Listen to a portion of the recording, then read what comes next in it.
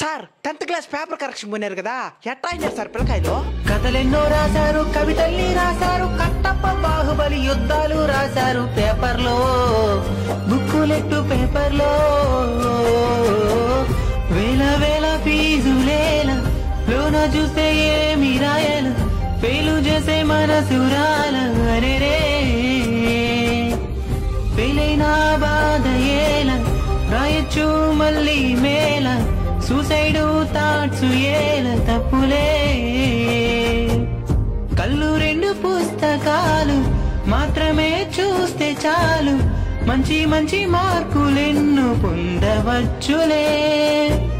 చదువులేని గొప్ప వాళ్ళు చేశారులే ఎంతో మేలు, వాళ్ళలా బ్రతికితే మీరు సూపర్ హీరోలే.